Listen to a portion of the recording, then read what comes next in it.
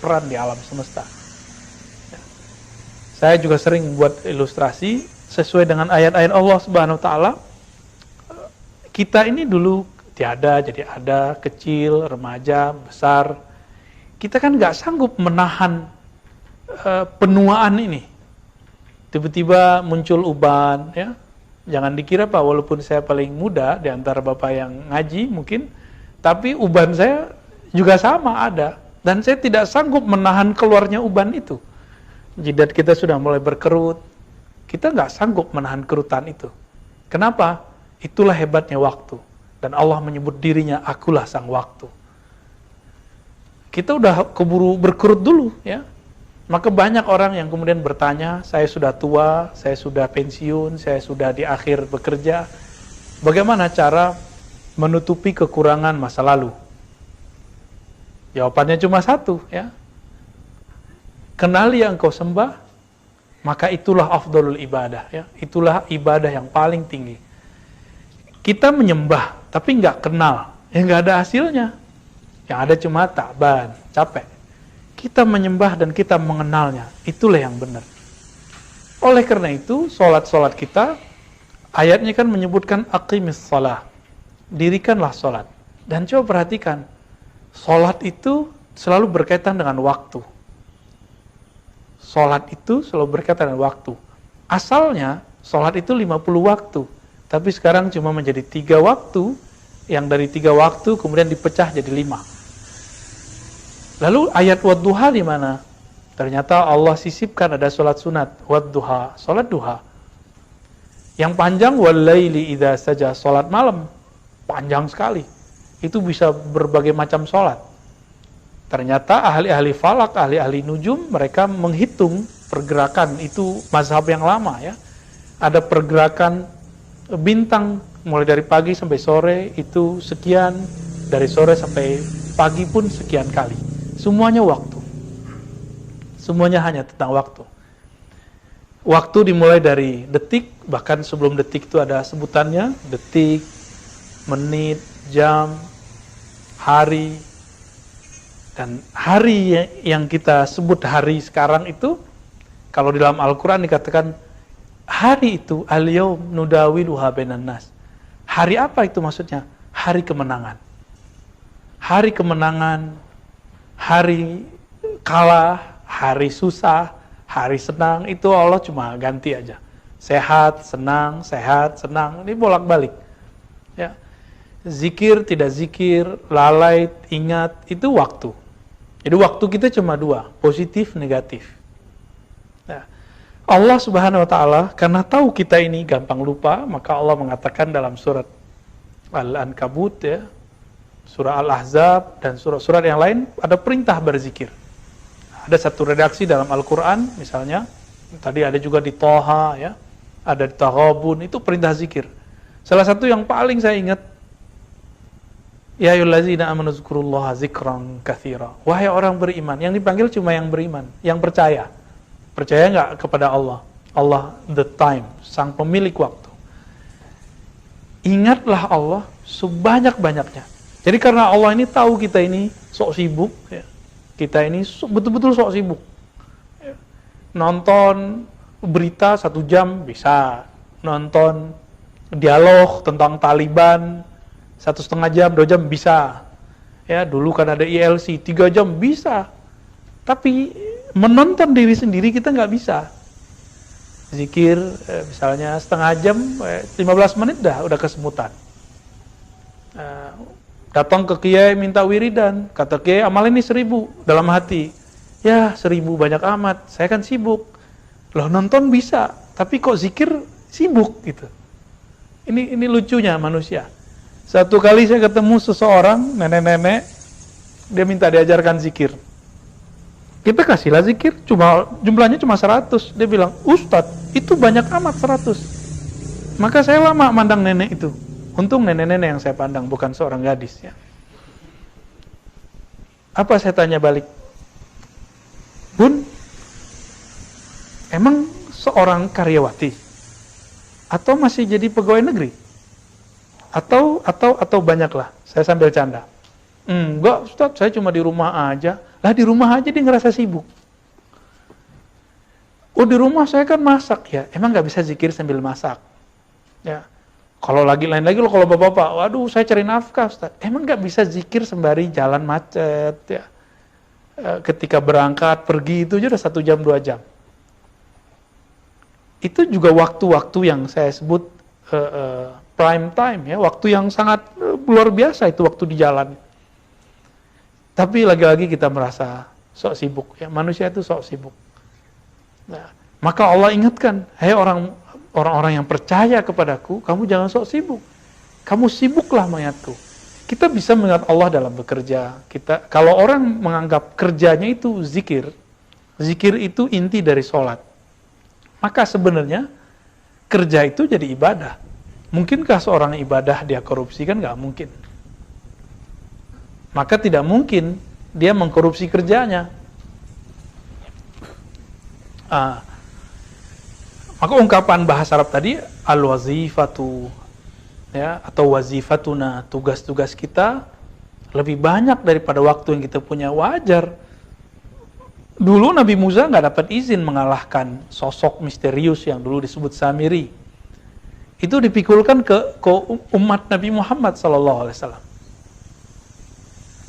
Semua apapun yang dulu dari zaman Sayyidina Adam sampai Nabi Isa itu dikumpulkan semua tugasnya ke umat Nabi Muhammad yang badannya kecil-kecil kayak kita, umurnya nggak sepanjang umat terdahulu. Apa rahasianya? Ternyata dulu Allah berkata kepada Nabi Adam, "Hai Adam, laula Muhammad ma khalaqtuka." Hai Adam, kalau bukan karena sosok Muhammad aku tidak ciptakan engkau. Berarti sosok Muhammad itu sosok yang dicintai. Ini hadis riwayat Imam Hakim, hadisnya sahih walaupun didhaifkan oleh orang yang tidak suka tema-tema ini, ya.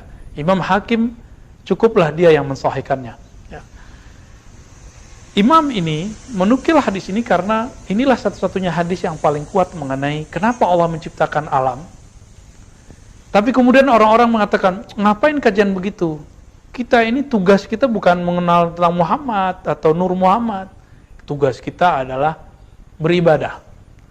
Pertanyaannya, yang paling bagus ibadahnya siapa kalau bukan Nabi Muhammad? Maka untuk kita bisa beribadah, kita harus mengenal yang paling bagus ibadahnya. Itu maksudnya. Itulah makna wa ma khalaqtul jinna wal insa illa liya'budun. Tidaklah aku ciptakan jin dan manusia kecuali untuk menyembahku, untuk mengenalku. Siapakah yang paling kenal Allah? Rasulullah Muhammad. Siapa yang paling cinta kepada Allah? Siapa yang paling bagus ibadahnya kepada Allah? Itulah baginda Nabi Muhammad SAW. Maka jangan dipertentangkan kajian-kajian kita tentang ma'rifatullah, mengenal Allah. Tugas kita mengenal Allah itu dengan ibadah. Ibadah itulah tugas tertinggi. Kenapa? Bapak maukah kerja kepada orang kita nggak kenal? Gajinya nggak jelas, orangnya juga nggak jelas, perusahaannya nggak jelas. Mau nggak? Kan nggak mau. Saya juga nggak mau. Apalagi kepala saya mau saya taruh di bumi untuk menyembah sesuatu yang saya nggak tahu, kan nggak mungkin. Menyembah sesuatu yang nggak dikenal itu sesuatu yang paling absurd pada diri seseorang. Maka jangan dahulukan ritual zahir, tapi dahulukanlah pengenalan batin. Bahwa kita mengenal Allah dulu, itulah yang paling tinggi tugasnya. Adapun zikir, ya itu turunan dari mengenal. Orang kalau sudah kenal itu kan ada tingkatannya. Fisik saya bisa mengenali alam yang fisik. Alam yang fisik ini pertanda bahwa ada alam yang tidak fisik. Kenapa? Kok tiba-tiba ada anak kecil, besar, gede, tua seperti kita? Kan dulu kita anak-anak juga. Apakah yang membesarkan bapak ibu itu orang tuanya? Atau kita ngatur, ayo kamu jadi gede dong, gede gitu. Seperti film Conan ya. Oh, bapak udah gak nonton kali ya. Jadi bisa gedein diri, atau kayak Dragon Ball. Ya, anak-anak umur 30-an 40-an tuh masih nonton tuh ya. Jadi bisa berubah. Jadi menjadi sosok yang lain. Apa begitu? Kan tidak, itu kan cuma dunia khayal. Kita ini tidak sanggup untuk mengecilkan diri ini, untuk menjadikan muda atau menjadikan tua. Kita ngikutin jalur aja. Karena ini semua gerakan-gerakan dari Allah. Orang-orang yang belum memperhatikan itu, dia masih merasa dirinya yang menguasai dirinya. Wah, Gak usah jauh-jauh, gak usah pakai teks keagamaan. Silakan pelajari ilmu psikologi, ilmu hipnosis, ilmu neurologi. Ternyata ada yang di dalam diri kita yang disebut sisi yang kita tidak sadari, atau disebut alam bawah sadar. Rambut yang tumbuh, kuku yang memanjang, uban yang tumbuh, jantung yang berdenyut, semuanya bergerak tanpa kita sadari. Bahkan kita sering nafas kita nggak sadar. Maka nafas yang paling disukai oleh Allah adalah nafas yang dia sadar dia bernafas karena diberikan izin oleh Allah Subhanahu wa taala. Dia sadar bahwa dia nafas karena diberikan kekuatan oleh Allah Subhanahu wa taala. Maka Bapak, Saudara, sahabat yang makan Allah,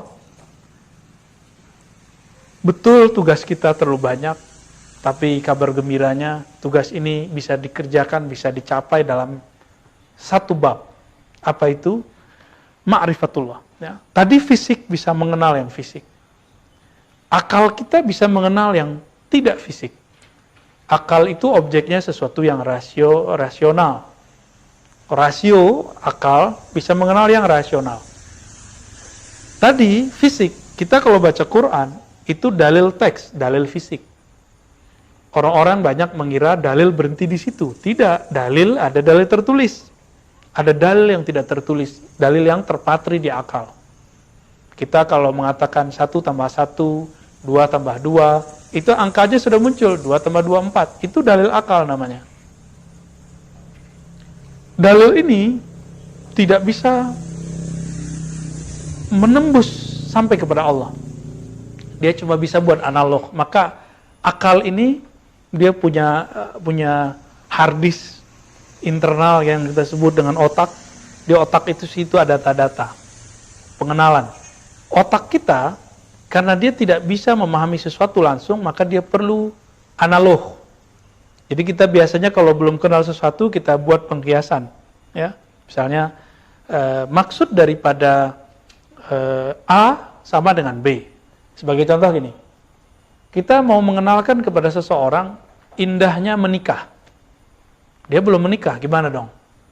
Ya udah kita sebut saja, menikah itu seperti orang baru dapat pekerjaan baru yang dia suka, gitu. Girangnya bukan main. Ini contoh aja. Atau saya mau cerita kepada orang pengalaman rohani, pengalaman spiritual, berzikirkah, bersolawatkah. Kenapa orang-orang yang kalau punya pengalaman rohani nggak tahan menceritakannya? Analognya gimana? Analognya seperti orang yang sedang atau yang baru menikah, tidak sabar menceritakan apa yang dia alami dengan kekasihnya. Sama, mirip-mirip seperti itu. Ya.